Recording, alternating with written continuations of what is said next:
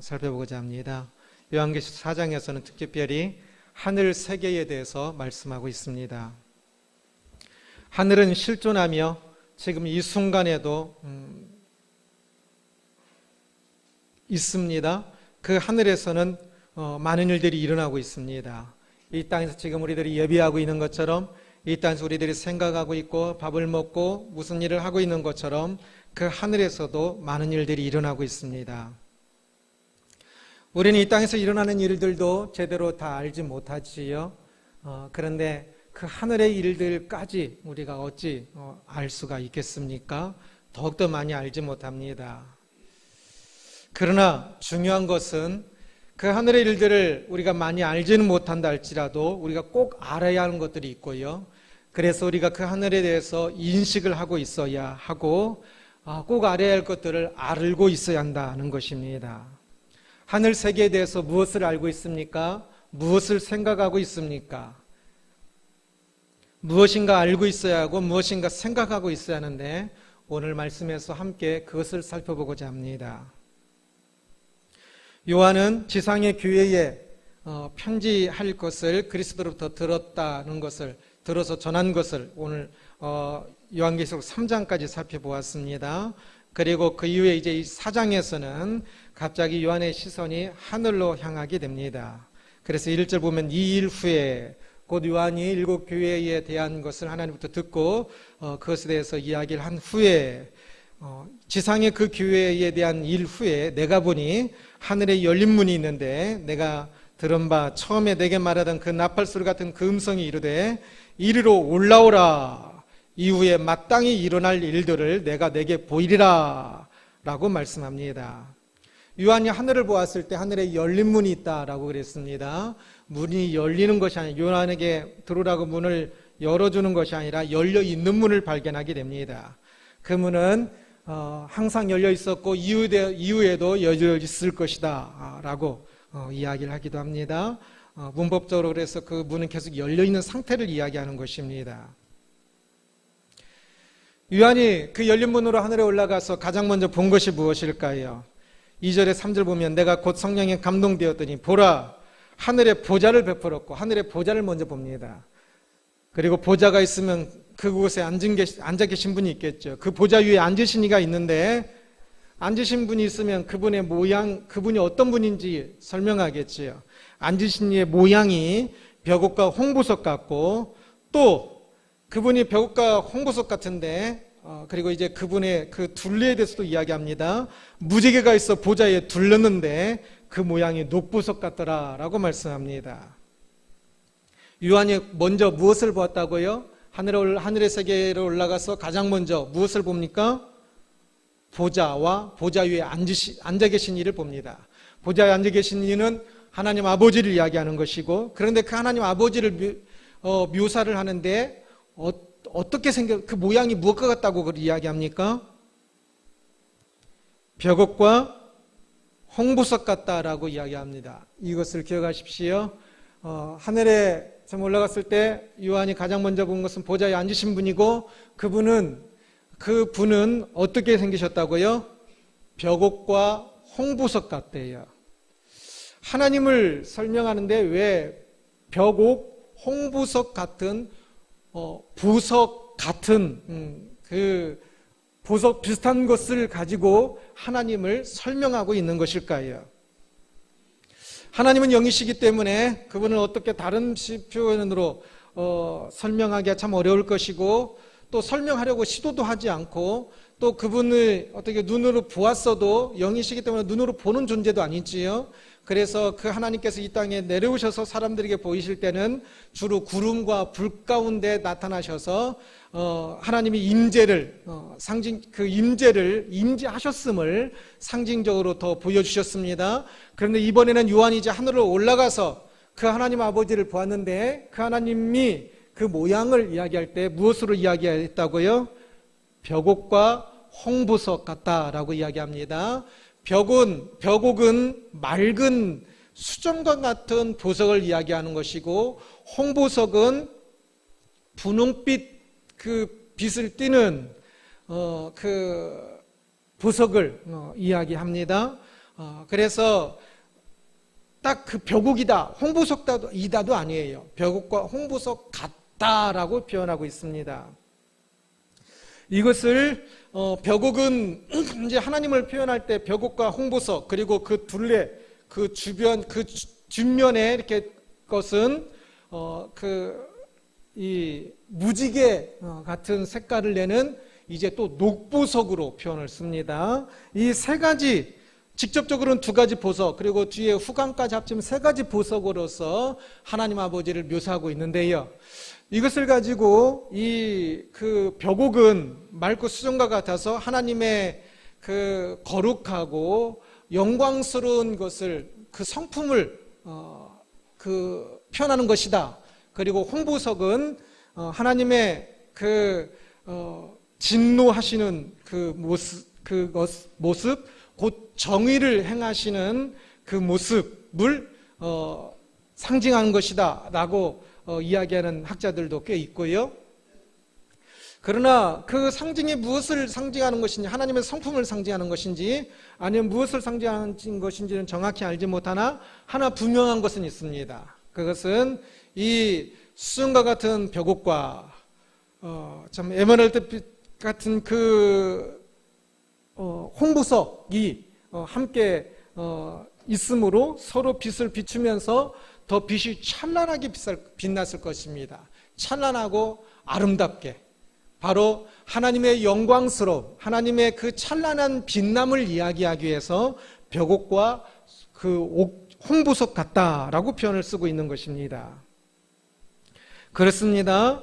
하나님은 그 벼곡과 홍보석 같은 분으로서 마치 찬란하게 영광을 비추는 그분으로서 그 하늘의 보좌에 계시면서 그 만물을 통치하고 계십니다. 우리는 이것을 조금 더 깊이 인식했으면 합니다.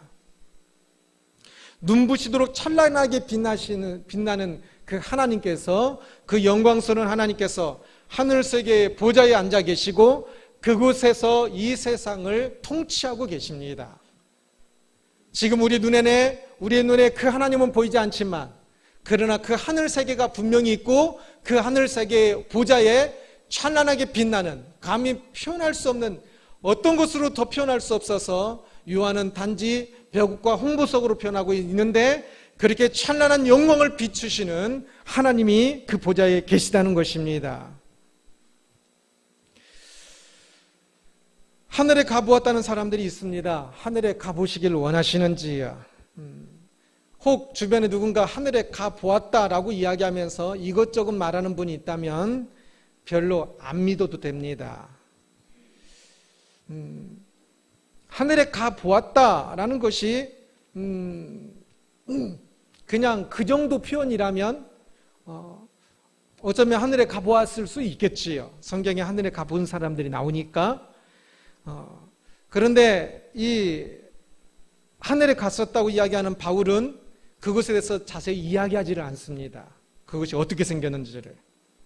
그리고 그 하늘에 대해서 이제는 말을 해야 하는 사명을 가진 그 요한은 그 하늘을 보고 나서 하늘에 대해서 오늘 본문에 가장 먼저 하늘에 계신 그 하나님에 대해서 이야기하고 있습니다. 벼곡과 무엇과 같은? 옥보석과 같은, 기억하십시오. 무엇과 같은?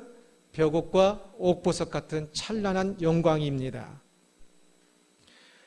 그리고 더 이상 거의 이야기하지 않습니다. 만약 성경에서 말하는 것 이상으로 누군가 하늘에 가서 무엇을 보았고, 펜션을 보았고, 잘 지어진 집을 보았고, 큰 집을 보았고, 작은 집을 보았고, 무엇을 보았고, 무엇을 보았고, 그렇다고 하는 때 다 믿지 마십시오. 믿는 사람, 우리는 믿음을 가진 사람들이니까, 하늘을 믿는 사람들이니까 하늘을 가보았다 그러면 조금 부럽고, 하늘을 가보아서 무엇을 했다 그러면 막 또 진짜 같고 그러는데, 성경 이상의 것을 말하는 것은 그냥 이야기로 생각하십시오. 인간의 거짓과 또는 과장하게 좋아하는 성품과 또 열정이 만들어낸 허상이 대부분입니다.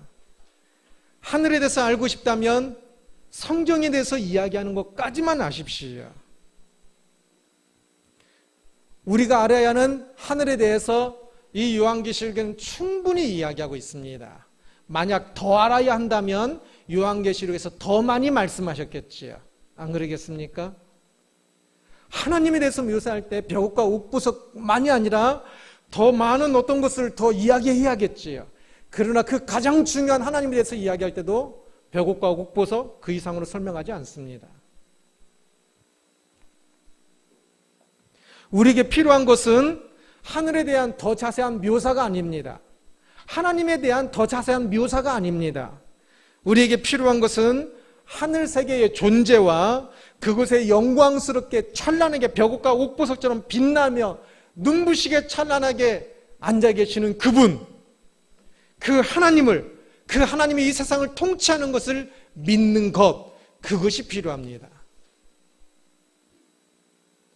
하늘에 가보았던 사람은 전혀 부러워할 필요도 없습니다. 우리는 말씀을 통하여 하늘을 충분히 보고 있기 때문에 그렇습니다.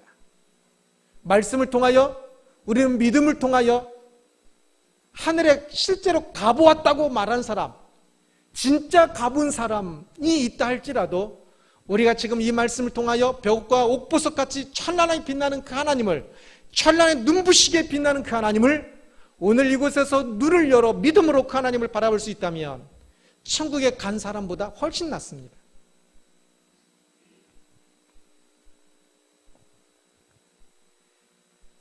요한이 하늘 세계를 보고 있듯이 우리도 하늘 세계를 보아야 합니다.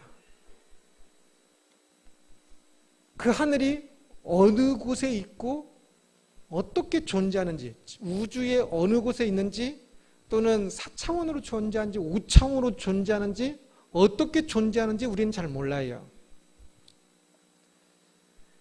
그러나 분명한 것은 우리가 하늘에 계신 우리 아버지여라고 이야기할 때 참 금세 우리는 그 어느 곳에 있든지 그 하늘을 바라볼 수 있는 것을 볼 수 있고 하늘과 잇대어 있는 것을 볼 수가 있습니다. 어느 곳에 있든지 하늘과 잇대어 있습니다. 그래서 어느 곳에 있든지 그 하늘 세계를 바라볼 수 있어야 합니다.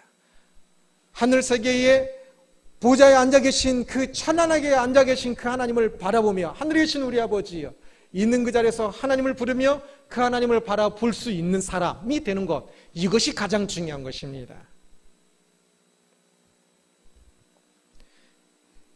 그래서 하늘에 올라가 보지는 않았어도 믿음으로 이 땅에서 하나님의 찬란한 영광을 보면서 사는 우리들이 되기를 주님의 이름으로 축원합니다. 하늘 세계에 보좌 계신 하나님이 계시는 것을, 우리 하늘 세계가 존재하고 그곳에 가장 중요한 것은 보좌에 앉아 계신 하나님을 보는 것이 가장 중요하다 그랬습니다. 이곳에서 우리가 있는 어느 곳에서든지 그 하늘 세계가 잇대어져 있고 그 하늘 세계를 바라봐야 한다는 것을 이야기했습니다. 그리고 이어서 그 하늘 세계에서 있는 가장 또한 중요한 일인 하늘 예배에 대해서 함께 살펴보겠습니다. 참고로 4장부터 요한계시록은 조금 더 어려워집니다. 많은 상징을 사용하기 때문에 그러는데요. 상징은 그것을 보는 사람이 그것을 잘 이해하지 못할 때 상징으로 표현을 합니다. 만약에 그 200년 전 사람이 오늘날 와서 핸드폰을 보았어요. 이것을 어떻게 표현을 해야 할까요? 상징이 가장 좋습니다. 지금 우리가 200년 전으로 돌아가서 누군가의 핸드폰에 대해서 설명을 해야 돼요. 핸드폰 용어를 정확히 설명해줘도 모릅니다. 어떻게 해서 전화해 모릅니다. 상징이 제일 나을 겁니다. 그래서 이 종말의 시대에 이 요한이 말하고 있는 이 시대부터 예수님 재림하시는 그 시대까지 모든 시대를 통틀어서 일어날 일들을 이야기해야 했기 때문에 그래서 상징으로 이야기합니다. 하늘 세계에 대해서 우리가 알 수 있는 것이 지극히 적습니다. 하나님을 본 그 영광, 찬란한 영광을 어떻게 표현할 수 있겠습니까?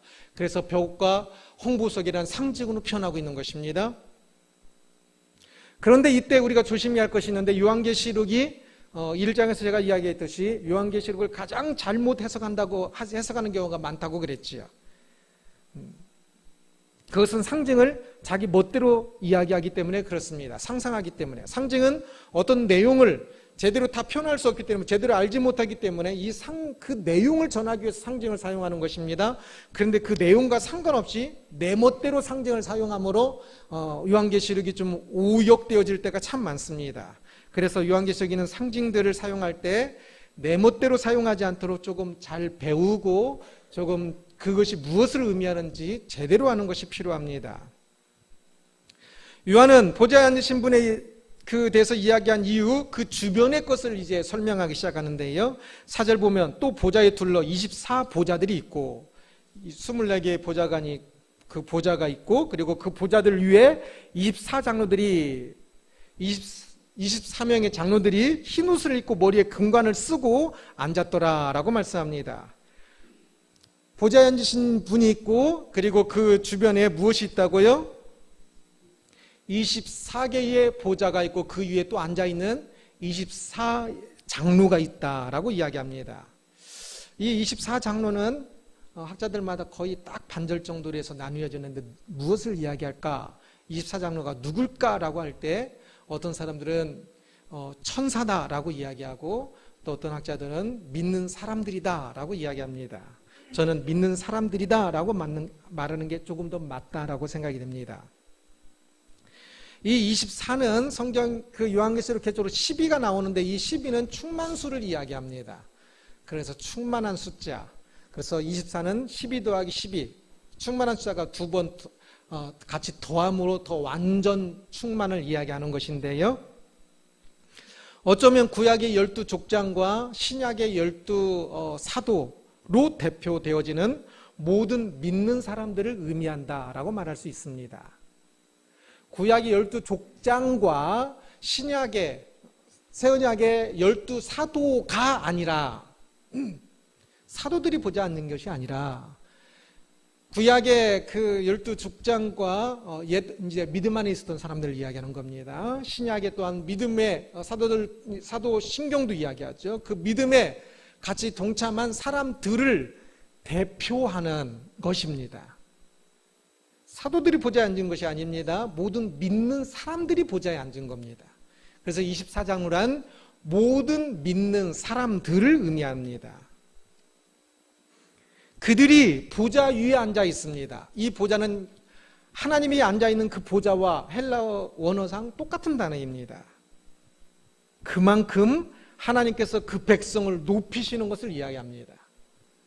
하늘 세계에서 하나님을 믿는 사람들은 하늘 세계에서 보좌에 앉은 사람들입니다. 이 땅을 살 때 우리들은 보좌는커녕 우리가 앉아있는 자리는 너무나 보잘것없는 자리일 때가 많이 있을 것입니다. 그래서 내가 있는 그 자리가, 그 자리에 앉아있는 내가 너무나 싫을 때도 있을 것입니다. 그러나 우리는 하늘 세계의 백성이고, 우리가 그 하늘 세계에 갈 것이고, 또한 그 하늘 세계가 지금 우리 앞에도 놓여 있는데, 그 하늘 세계에서 하나님 믿는 사람들은 보좌에 앉아있다는 사실을 꼭 기억하십시오.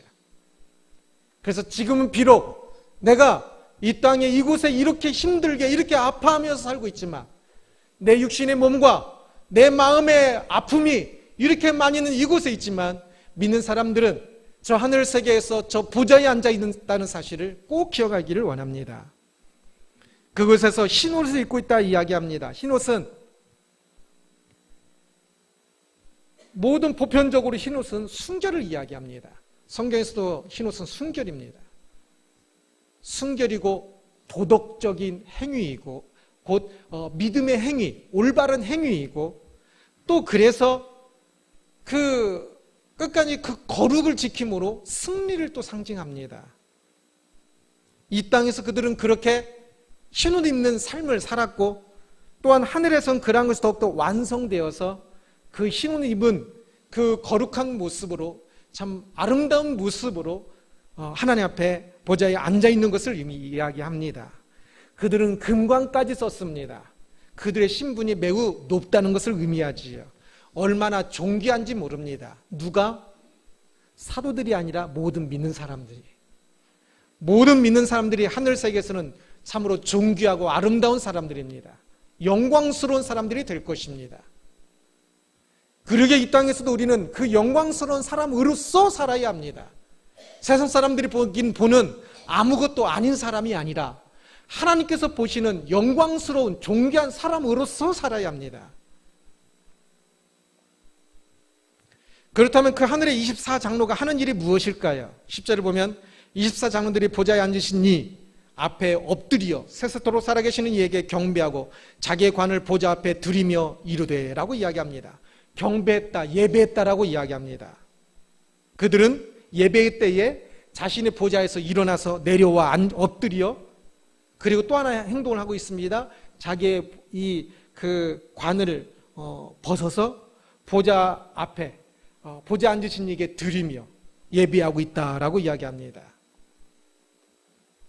오직 모든 존귀가 자기가 쓰고 있는 이 관, 그 모든 존귀가 오직 하나님께서 주신 것임을 고백하는 것이지요. 하나님은 그 백성을 보좌에 앉히십니다. 그 백성을 높이시고 또한 그 백성은 그 모든 것으로, 하나님께서 주신 모든 것으로 오직 하나님만을 높이면서 예배하고 있습니다. 얼마나 아름다운, 참 영광스러운 그 모습들인지요. 하늘에서 예배가 드려지고 있습니다. 예배는 영광의 하나님이 존재하는 모든 곳에서 그 백성이 언제나 해야 할 일입니다. 이 땅에서나 하늘에서나. 지금 이 땅에서도 그 영광스러운 하나님이 이곳에 임재하신다 말씀합니다. 우리가 믿음이 없어서 참으로 그 하나님을 더욱더 깊이 바라봐야 하는데 깊이 바라보지 못함으로 하나님의 그 영광스러운 하나님의 존재를 인식하지 못해서 그렇지, 저마다 인식의 정도가 차이가 있어서 그렇지, 그 하나님이 이곳에 임재하는 것은 동일합니다. 하나님이 임재하시는 그곳에서는 우리가 영원토록 하나님을 예배하는 일이 있어야 할 것입니다.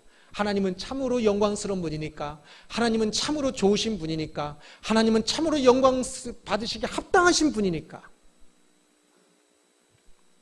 하나님이 계신 곳에는 이 땅에서나 하늘에서나 영원토록 항상 그 예배가 있을 것입니다. 24장로만이 아니라 보좌 앞에 있는 네 생물 이야기가 또 나옵니다. 이것을 조금은 어려워하기도 하는데 7절 보면 그 첫 새 생물은 사자 같고, 이 생물들이 얼굴이 모양이 아니라 전체가 아니라 얼굴이 한 생물은 사자 같고, 한 생물은 송아지 같고, 한 생물은 사람 같고, 한 생물은 독수리 같은 네 생물 이야기가 나옵니다. 이 생물들이 대체 무엇일까? 또 어떤 이들은 천사라고 해석을 하고요. 또 어떤 이들은 이것이 아니라 이것은 살아있는 모든 것의 총체를 이야기하는 것이다 라고 이야기를 하기도 합니다. 그래서 사자는 모든 동물들을 대표하는 것이고, 그 다음에 송아지는 가축, 이제 사람들이 기르는 그 가축을 대표하는 것이고, 그리고 사람은 이제 사람, 그리고 그 독수리는 조류를 대표하여 상징하는 것이다 라고 이야기하기도 합니다. 그래서 그러면 또 물고기는 또 어디 있는가? 뭐 또 이렇게 질문하기도 하는데, 하여튼 이 네 가지 생물은 그런데 또 온몸에 막 그 눈이 달려 있어요. 앞뒤, 몸, 다리 전체에. 그래서 이 생물은 지구상에 있는 어떤 동물은 아닙니다. 이것도 상징이지요. 그래서 여하튼 이 네 생명체는 모든 생명체의 총합이라고 하는 것이 좀 나을 것 같습니다. 이 생명체들도 하나님을 찬양하고 있습니다. 예배합니다. 모든 만물이 하나님을 예배하는 것입니다. 그래서 그 8절 보면 네 생물은 각각 6날개를 가졌고 그 안과 주위에는 눈들이 가득하더라. 모양이 나옵니다. 이 모양이 중요한 게 아니에요. 중요한 것은 그들이 밤낮 쉬지 않고 이르기를 거룩하다 주 하나님 곧 전능하신 이여, 전에도 계셨고 이제도 계시고 장차 오실 이시라 라고 고백하면서 예배하고 있습니다. 예배할 때 이들이 뭐라고 말합니까? 거룩을 이야기하는데, 이 거룩을 해석할 때도 왜 거룩을 3번 이야기했을까라고 말할 때 두 가지가 가능합니다. 하나는 3번 이야기하면 거룩의 완전성을 이야기하기 위해서 거룩하다를 3번 이야기했다라고 이야기하기도 하고요. 그래서 하나님이 온전히 거룩하신 분이란 것이지요. 구별된. 또 하나는 초대 교부들이나 또 어거스틴까지 많은 사람들이 해석했던 방식인데, 이 거룩은 삼위일체적 표현이다라고 표현을 씁니다. 삼위일체적 표현. 그래서 앞에서 거룩은 성부 하나님께 거룩, 두 번째 거룩은 성자 하나님의 거룩, 세 번째 거룩은 성령 하나님의 거룩. 그래서 삼위 하나님을 표현하기 위해서 거룩이라고 표현을 썼고, 표현을 썼고, 그 뒤에 이제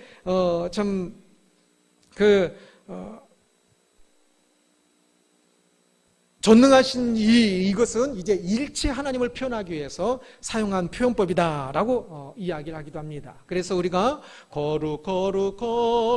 거룩하신 주여라고 이야기할 때도 이때 거룩은 항상 이렇게 거룩 세 번 이야기 나올 때는, 찬송가나 어디 나올 때는 바로 삼일체의 삼위의 하나님의 그 거룩하심들을 이야기하기 위해서 사용되어진 것이다라고 생각하시면 됩니다. 하나님은 삼위일체 하나님으로 계시면서 또한 그곳에서 모든 만물들의 그 예배를 받으시기에 합당하신 분인 것을 볼 수가 있습니다. 하나님을 예배함이 하늘에서도 가장 중요한 일인 것을 봅니다. 이 땅에서도 가장 중요한 일입니다. 하늘 아래 살고 있는, 하늘 세계 밑에서 살고 있는, 이 땅에서 살고 있는 우리가 지금 비록 하늘 세계에 들어가 있는 것은 아니지만 이 땅에 살고 있는 이곳에서도 우리에게 진짜 중요한 일이 있다면 예배입니다. 조금 더 눈을 열어 그 하나님을 알고, 하나님을 알수록 예배가 제대로 된 예배가 됩니다.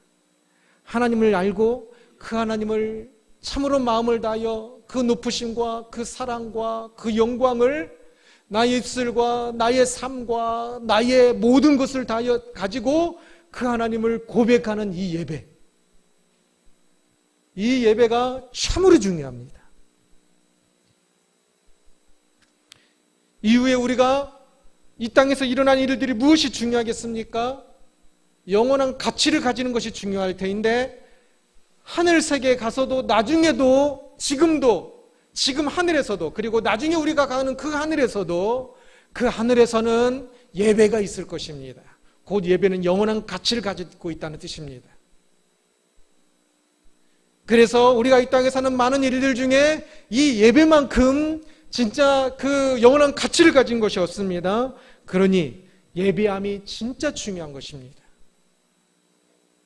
예배함이 존귀한 일이고 복된 일입니다. 그러기에 예배하는 시간을 헛되이 보내지 마십시오. 예배하기 위하여 나왔을 때 정신 차리고 마음을 가다듬고 힘을 다하여서 예배해야 합니다. 예배 시간에 바빠야 합니다. 머리가 빠릿빠릿하게 막 돌아가야 합니다.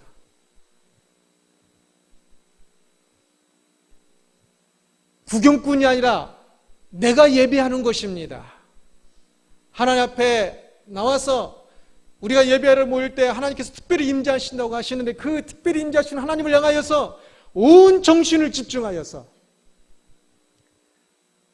하나님께 말하는 그 하나하나가 건성으로 그냥 말하는 것이 아니라 하나하나가 나의 모든 고백이 되도록, 전능하사 천지를 창조하신 하나님 아버지를 내가 믿사오며, 그냥 쫙 고백했지요. 그러나 지금 이 말 속에서도 바쁘게 전능하사 천지를 할 때 하나님이 얼마나 전능하신 분인지를 머릿속에서 풍성하게 생각해야 합니다. 천지를 창조하신 하나님 아버지, 구절구절 고백할 때마다 내 머릿속에서 엄청 바빠야 합니다. 슈퍼컴퓨터보다 더 빠르게. 그래서 내 삶 속에 하나님께서 전능하신 하나님을 어떻게 나에게 다가왔고, 내가 어떻게 그 전능하신 하나님을 바라보고, 내가 어떻게 하나님을 그거 고백하는지 찬송하면서도 엄청 바빠야 합니다. 내 마음을 담으려면 바빠야 돼요. 그리고 그 하나님이 나에게 말씀하신 걸 들으려면 바빠야 돼요. 말씀을 들으면서 머릿속으로 계속 생각하면서, 하나님 그렇습니까? 하나님이 이런 말씀이 하나님께서 지금 나에게 말씀하시는 것인데, 하나님께서 말씀하시는 것입니까? 말씀이 이러이러한데 그러면 나의 삶은 어떻습니까? 말씀을 들으면서도 계속 바빠야 돼요. 눈이 초롱초롱 빛나야 돼요. 하나님을 향하여 초롱초롱 봐야 돼요. 예배 시간이 얼마나 귀중한 시간인데 이 시간을 그냥 보낸단 말입니까? 또한 예배할 수 있는 기회를 놓치지 마십시오. 예배할 수 있는 기회, 그 시간들이 공예배의 시간들이 나에게 주어진 것이 얼마나 귀한 일인데요. 인생에서 할 수 있는 일들이 많이 있고 인생에 할 수 있는 많은 일들이 귀한 일들입니다. 그런데 그 중에 진짜 꽃이라면 분명히 예배입니다. 그러니 예배할 수 있는 기회를 할 수만 있으면 더 살리십시오.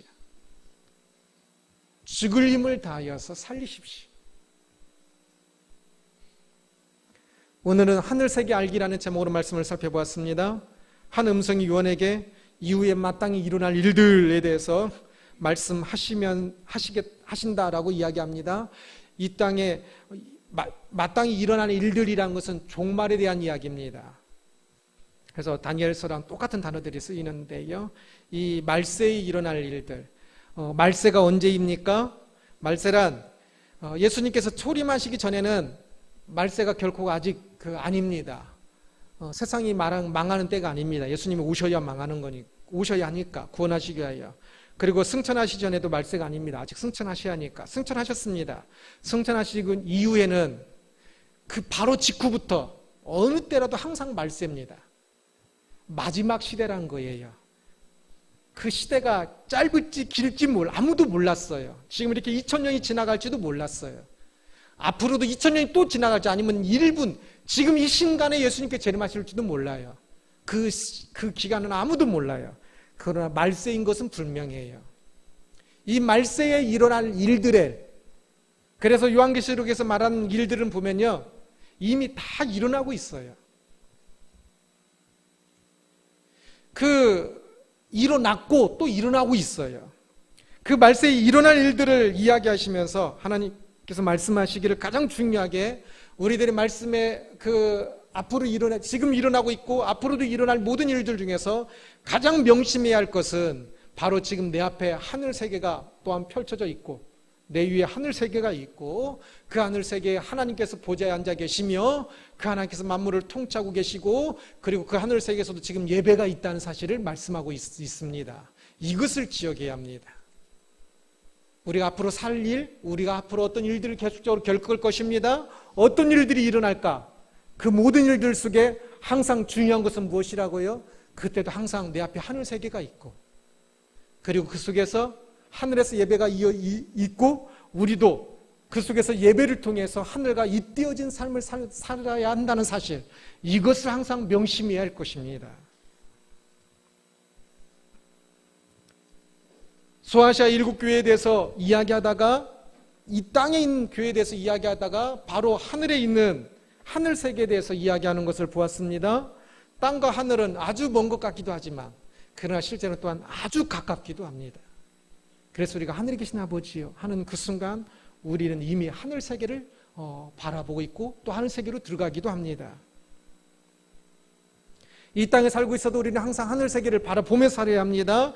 그것을 인식하며 살아야 합니다. 하늘에 대해서 우리가 많이 알지는 못하지만 그러나 분명하게 더 깊이 알아야 하는 것은 하늘 보좌에 하나님께서 찬란하게 빛을 비치며 하나님이 앉아 계시다는 것과 그것에 예배가 있다는 것을 기억하고 인식하는 것입니다. 하늘에 대해서 엉뚱한 것 알려고 하지 말고 나중에 하늘에 가면 충분히 다 알 것입니다. 엉뚱한 상상력 발휘하지 말고 가장 중요한 것은 찬란하게 빛나는 무엇과 같은 이라고 했습니까? 하나님이 어떤 모양이었다고요? 벽옥과 홍보석 같다고 했습니다. 벽옥과 홍보석 같은 분이 하늘 보좌에 계십니다. 찬란하게 빛을 비추면서 그곳에 계십니다. 그래서 우리는 이곳에서 바로 그곳을 볼 수 있어야 합니다. 그리고 그곳에 우리보다 먼저 믿음을 가졌던 그들이 어디에 있다고요? 그 보좌 옆에 또 작은 보좌 위에 흰 옷 입고 그곳에 이 관을 쓰고 그곳에 앉아있다 그랬습니다. 믿는 사람들의 위치입니다.